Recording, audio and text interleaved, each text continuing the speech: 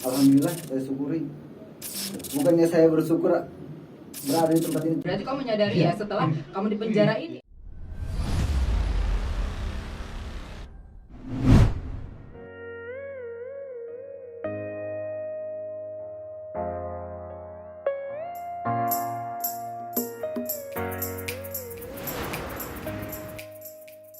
Assalamualaikum warahmatullahi wabarakatuh. Kembali lagi bersama saya Rifan Dahuda Dan saya Rini Asya. Siap.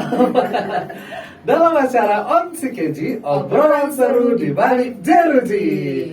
Nah, sudah lama sekali kita tidak bertemu dari episode 1 sampai episode sekarang. Ya benar, karena kemarin juga ini ya bulan suci Ramadan dan juga Lebaran, jadi kita Fokus dulu. untuk dulu Iya, ya ibadah, betul. kegiatan ibadah yang ada di lapas ya. Iya. Nah, pada saat episode pertama kita mengundang secara langsung Kepala Lapas Kelas 2 Atenggarong. Iya. Kali ini kita akan mengundang seorang narapidana yang terkait dengan kasus narkotika. Ini adalah salah satu request dari para penonton yang sering menonton atau komen di bawah YouTube kami.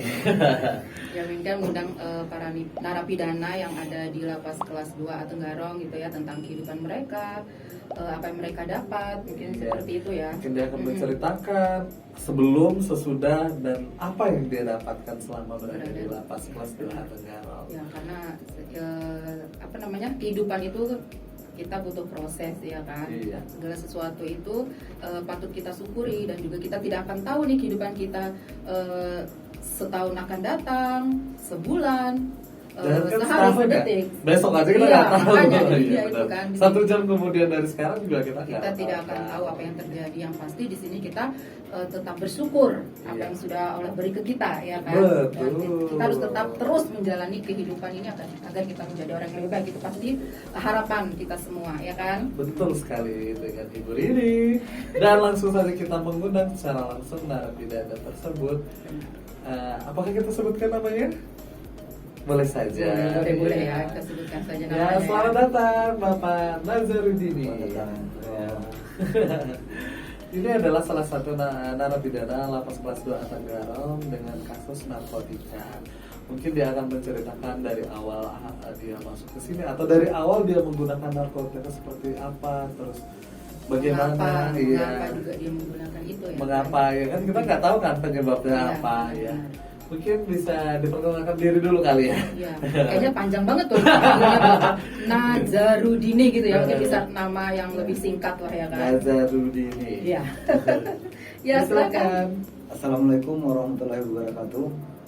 Bapak mungkin maksud terlalu tegang banget Udah ya. terlalu tegang. Bapak nggak Dan diri di apa? bawah ini bukan diri apa loh. Di sini kita cuma apa ya, nanya-nanya. Ya. Kadarnya aja lah. Nama saya Nazarudini alias Dini, bisa dipanggil teman-teman Dini. Biasa di ya. Umur berapa?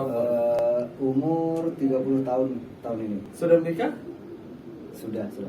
Sudah menikah ya? Sudah. Oh, berapa kali? Sekali. Oh baru sekali. Tapi itu istri ya? Sudah bisa.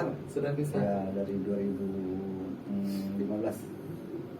Sebelum saya ada di sini. Istri simpanan? Nggak ada, Pak. Oh. Oh berarti sebelum kamu di penjara sebelumnya memang sudah Ya, bercerai sudah, dengan sudah, istri sudah. ya. Oh, iya. Nah, jadi sebelum masuk sini udah bisa duluan sama istri gitu Sudah, ya? sudah. Oh, iya. Kenapa? Kalau karena apanya, Pak, saya belum bisa menjelaskan secara detail ya, karena dalam rumah tangga itu kan banyak permasalahan. Nah, jadi mungkin ya biasa, cekcok biasa, salah pengertian itu aja. Iya. Mungkin kita bisa terfokuskan kepada ini aja dulu ya. Apa namanya? Kenapa? Iya, kenapa awal pertama kamu menggunakan narkotika jenis apa? Ini sabu-sabu. Iya. Mungkin bisa dijelaskan. Ceritakan. Ya, Oh. ceritakan Gimana kamu awal kenapa bisa memakai sabu-sabu. dapat dari mana, kenal dari mana itu ya kan? Apakah menguntungkan atau gimana, bisa dijelaskan? Awal mulanya saya kenal dengan yang namanya narkoba itu dari setelah saya berpisah sama mantan istri saya di 2015 sekitar bulan 4. Ya bisa dibilang faktor lingkungan, bisa faktor pikiran bisa. Tapi yang terutama tadi karena mungkin karena pisah dengan Ya. istri tadi ya, ya kan? Dan karena kamu pisah dengan istri, kemudian Ya. kamu pakai namanya narkoba, itu tadi ya. Itu salah satunya. Itu yang tapi yang paling utama itu. Paling utama. Tapi dengan faktor lingkungan sekitar rumahmu berarti menggunakan narkoba. Kalau sekitar lingkungan itu enggak ya Pak ya. Tapi Lingkungan pergaulan. pergaulan, Oh. lingkungan pergaulan. Teman Ya, berarti teman. ya. Kita kan berteman kan di mana aja gitu. Ah. Di luar sana kita berteman di mana aja. Pada saat teman nyabu dalam keadaan depresi diajakin ayo nyabu lu Iya. bakalan kena gitu ya. Ya di situ saya mencoba Pak. Nah, Awalnya apa sih itu rasanya? Penasaran, mulai mencoba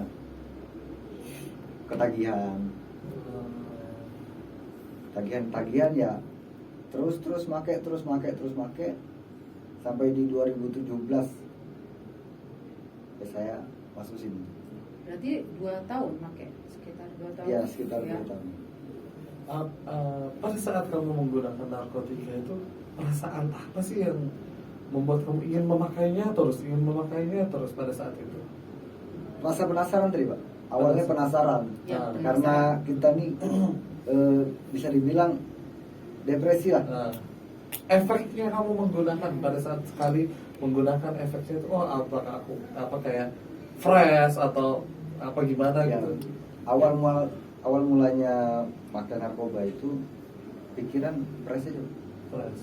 Jadi yang masalah yang ada itu terkesampingkan lah. Masalah yang ada itu. Kayaknya tuh apa ya, beban itu, Ya, beban beban itu pikiran itu kayaknya langsung hilang hilang. gitu ya. Tapi itu efeknya apakah pada saat habis menggunakan narkoba kamu akan kembali lagi atau tetap merasa fresh gitu? Kalau reaksi itu dari narkoba itu Pak ya. Kalau sudah hilang gitu ya kembali lagi. Kembali lagi tadi, masalah. pikiran Oh, tadi berarti kembali. narkoba itu tidak akan menghilangkan beban pikiran Ya, kamu, ya. tapi hanya menghilangkan bersifat sementara. Sementara aja. Pengobat biasa lah. Pengobat biasa. Jadi kalau misalnya kita kayak sakit minum obat Sembuh. enggak Nah, minum obat pereda rasa sakit, sakitnya hilang sementara gitu kan. Iya. Seperti itu ya. Bisa dibilang. Tapi selain itu, efek yang kamu rasakan misalnya itu kan tadi keuntungannya kamu bisa lebih fresh gitu kan, Iya. lebih fresh dengan menggunakan narkoba. Terus kalau kerugian dari efek dari kamu mengkonsumsi narkoba itu pernah kamu rasakan nggak? Awal mulanya dulu belum merasa gitu Pak ya.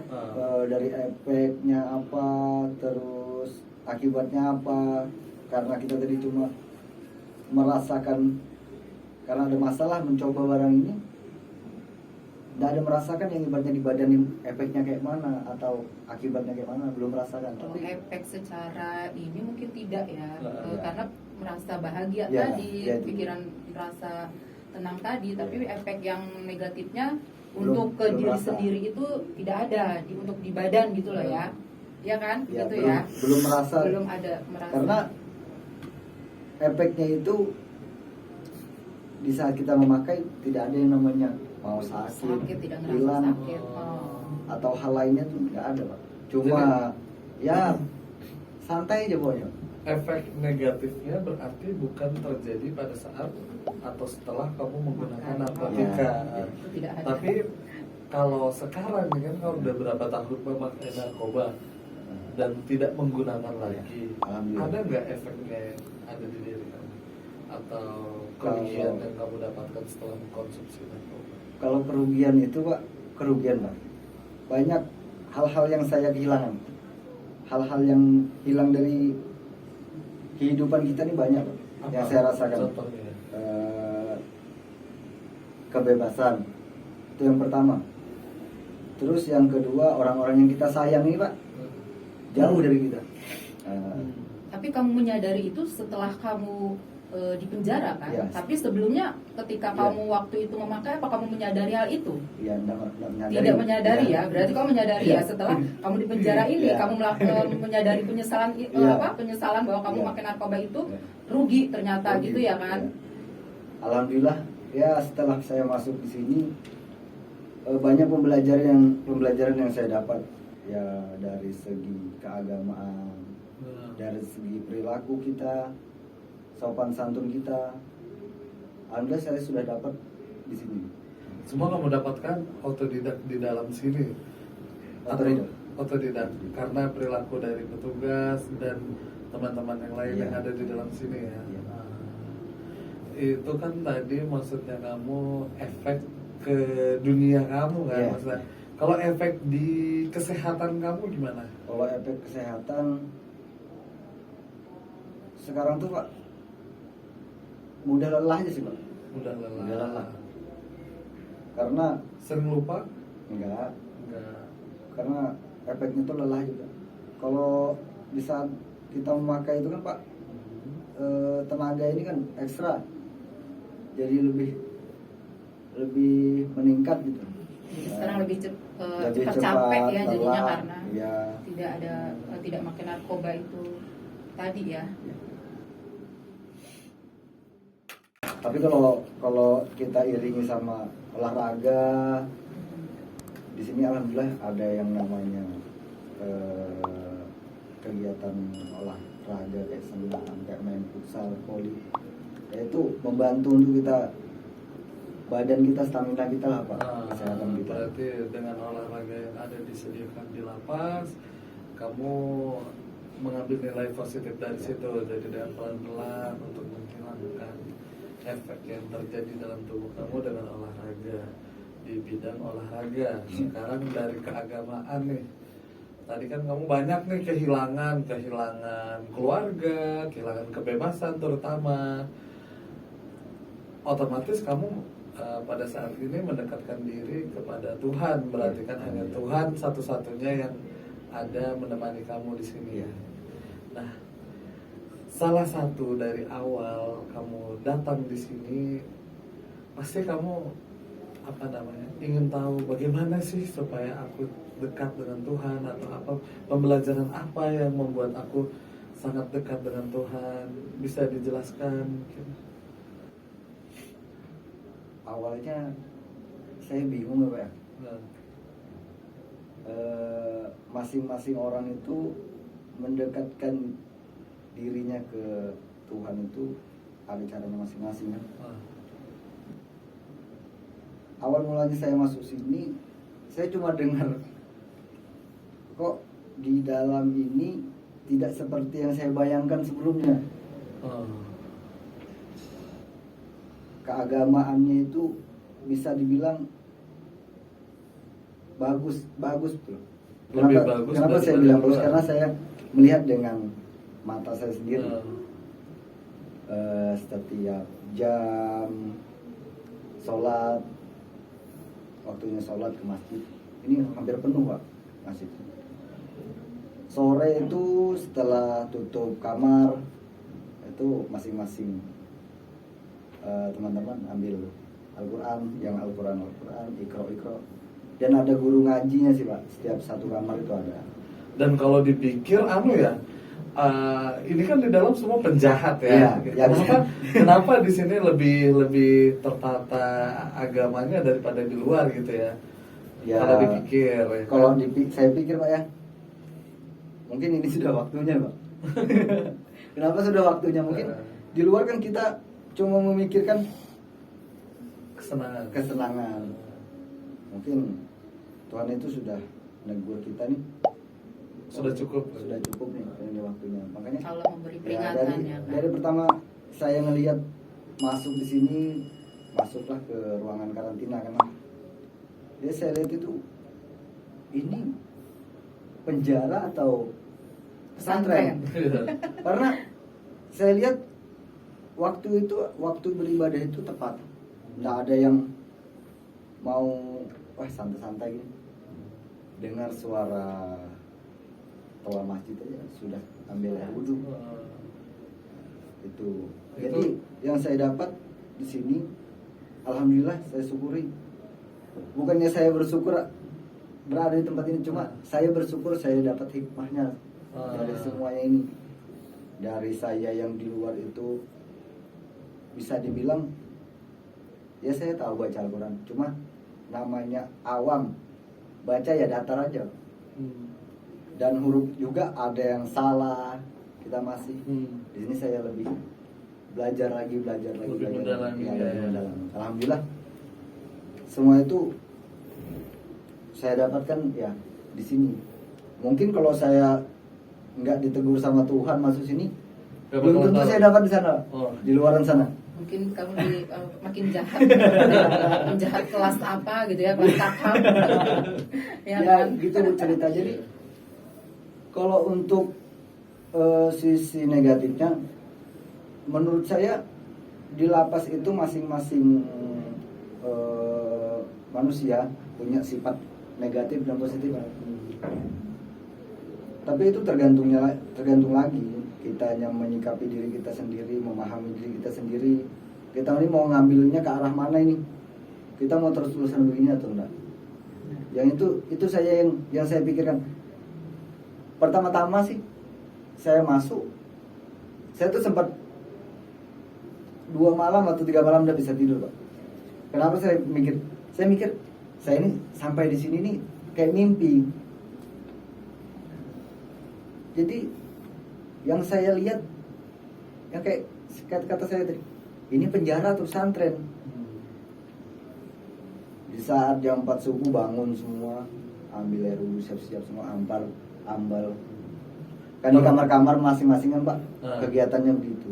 Ternyata seperti itu. Ternyata seperti ini. Ya. Awalnya kamu berpikiran penjara seperti apa? Awalnya saya berpikir Pak, ya Disiksa gitu ya? kayak Penyiksaan. di TV, ya di film-film itu kan Pak, Iya. yang gimana sih penjara itu yang, wah ini nih, Jam. ini ditaruh di sini, ini ditaruh di sini, oh ini kelompoknya ini. Jadi Ada geng-geng. Ya. Setelah saya masuk sini, wah, enggak kayak gitu. Di sini semua gitu ya. kekompakan ada, kekeluargaan ada, saling bertukar pikir itu ada Pak, temannya saling bertukar pikir atau Saling cerita, membantu. saling bantu. Nggak ada yang kata orang di penjara itu saling apa ya, tindas menindas, nggak ada. Itu yang saya rasakan Pak. Ya, itu yang kamu rasakan ya. Ya begitu. Udah berapa tahun selama di penjara? Dari 2017 sampai ini 4 kurang tahun. lebih 4 tahun, kalau nggak salah 48 kan 47. Bentar lagi bebas berarti ya. Alhamdulillah. Kalau bebas. Alhamdulillah. Kalau diizinkan bebas dan kalau dibukakan pintu utama gitu ya, kalau bisa bebas. Apakah nanti pada saat kamu di luar gitu akan terjun di dunia ini lagi, atau dapat berubah, atau pengen seperti apa? Kalau tentang kita ke depannya Pak ya, kita nggak bisa yang namanya mendahului kehendak Tuhan. Betul. Tapi dari dalam sini memang kita tata, memang oh saya ini ke depannya harus gini. Betul. Masa saya ini harus jadi yang artinya itu yang diam di tempat terus. Jadi kita tuh kalau mau maju ya kita sendiri, kalau mau mundur ya kita sendiri.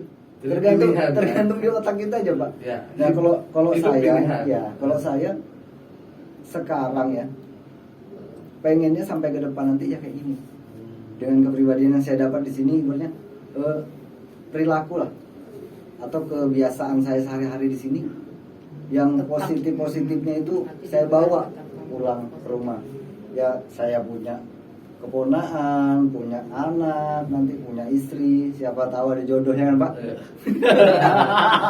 Kalau ada. Ya saya bisa ajari lah Pak, sedikit yang saya dapat di sini kan. Hal yang positif Ya. di Jadi sini, udah ya, Pak. tahu kan kehidupan orang di sini. Setidaknya kamu kan narkotika, bertemu dengan orang-orang yang ada di sini kayak pencurian, perampokan, pembunuhan. Awal mula mereka kan kalian saling sharing, Iya. udah tahu semua. Jadi bisa diceritakan dengan anak itu, oh kamu jangan begini, jangan begini.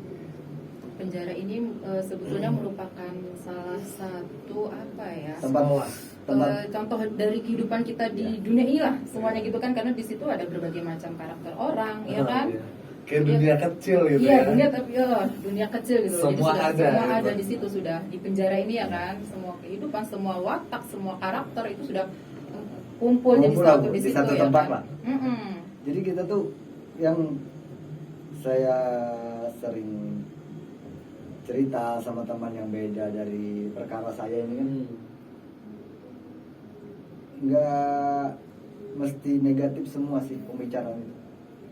Ada juga ke arah waktunya kita nih berbicara tentang kehidupan kita, tentang agama. Ada juga perbincangan gitu, Pak. Jadi perbincangan itu enggaknya tentang ada kan orang mungkin berbincang, mungkin orang berpikir ini ketemu ini perbincangan negatif Iya. nih. Misalnya dalam Nah. kasus pencurian, ayo nanti kita mencuri Iya. ya gitu ya. Atau Tidak ya, tidak seperti itu ya. Teman pembicaraan ini negatif enggak. Ada pembicaraan yang menarik lah untuk kita hidup kita nih lah. Untuk melanjutkan hidup ya, nanti setelah bebas dari penjara gitu ya. Artinya pandangan kita nih ke depannya nih gimana ini. Ya kayak seperti saya bilang tadi, kalau kita mau yang namanya maju ya kita sendiri, mundur kita sendiri. Ya sisi positifnya aja Bu, diambil dari kita tuh ngobrol sama teman.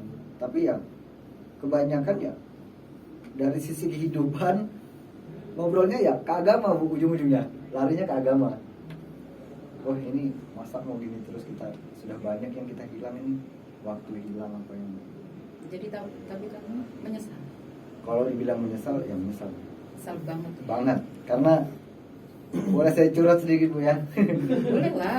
Apa yang kamu rasakan ya dengan penyesalan Ya. kamu mungkin terhadap kedua orang tua, yang pasti orang tua masih ada kan? Ya itulah Bu. Nah, Ya, sama. Jadi gitu ya. kalau untuk penyesalan banget Bu, penyesalan boleh bilang banget, karena saya kehilangan yang namanya sosok perempuan yang paling memang saya sayangi. Tidak ada duanya. Kalau nggak ada beliau, nggak ada saya, Ibu. Nah jadi saya manggilnya Mama sih. Jadi Mama itu diambil sama Maha Kuasa itu 2021 bulan 3 tanggal 11. Itu di saat subuh jam 3 Itu kamu di posisi di dalam di dalam penjara. Ya. Oh, ibu kamu meninggal dunia dan kamu tidak Tahun bisa lalu. menyaksikan Ya. itu. Waduh, itu rasanya gimana ya? Itu yang bikin saya tambah cukup nih, yang menguatkan saya, tekad saya buat sudah yang dulu ditinggal. Jadi untuk kedepannya Bismillah aja. Yang penting kita ingat, oh ini yang saya rasakan kehilangan ini.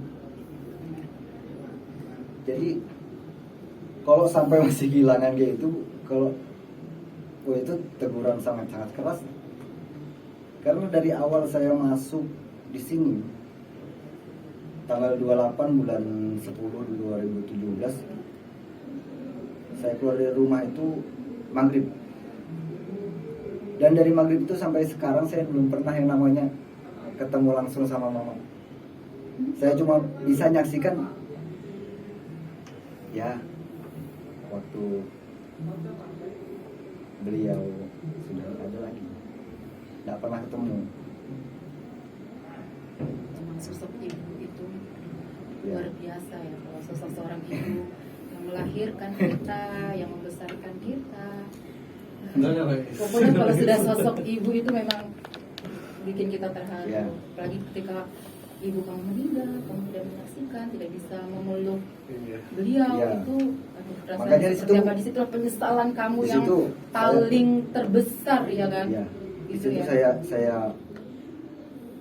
tambah kuat lah, artinya saya ke depan. Tekadmu, Ya, mungkin tekad kamu lebih tekad kuat saya ini untuk tidak tidak lagi memakai namanya ya, narkoba.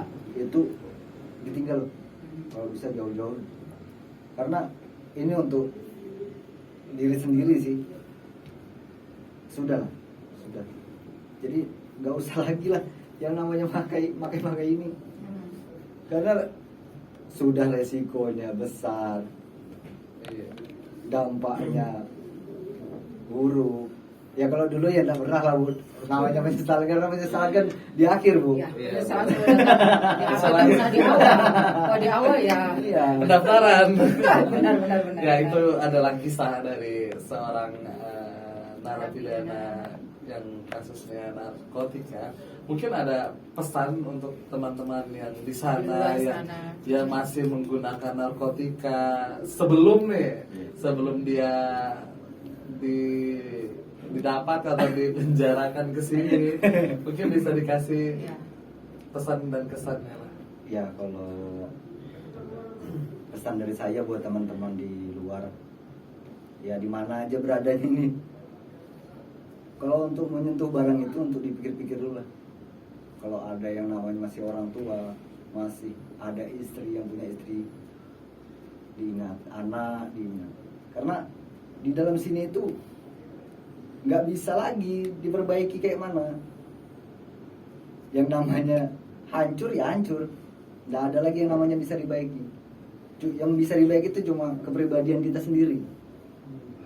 Jadi untuk teman-teman di luar, jangan pernah coba-coba itu. Oke. Mungkin tadi maksudnya si Dini tadi hancur itu tidak bisa dibaiki itu mungkin kehidupan yang ada tadi yang kehidupan utuh. dia, maksudnya untuk kebebasannya juga ya kan. Itulah maksud dari Dini tadi ya, hancurnya kehidupan gitu tadi ya Din ya. Ya itu saja mungkin perbincangan kita hari ini dengan saudara Dini, sangat seru banget ya Bu ya. Benar-benar banyak nanti, hal ini ya, yang positif yang kita dapatkan dari Dini ya. Nanti kalau misalnya kalian pengen mendengarkan cerita narapidana yang lainnya, mungkin kalian bisa komen di bawah mau kasus apa, seperti apa, nanti kita akan memberikan informasi kepada kalian semua. Karena wadah ini adalah tempat memberikan informasi seputar tentang kehidupan di dalam penjara. Namanya juga ONSIKEJI. Obrolan seru di balik jeruji. Oke. Ya kan? Nah, kawan-kawan, kita akan bertemu lagi mungkin di episode selanjutnya ya. Tetap bersama kami, mungkin stay tune di ONSIKEJI, obrolan seru di balik jeruji. Assalamualaikum warahmatullahi wabarakatuh.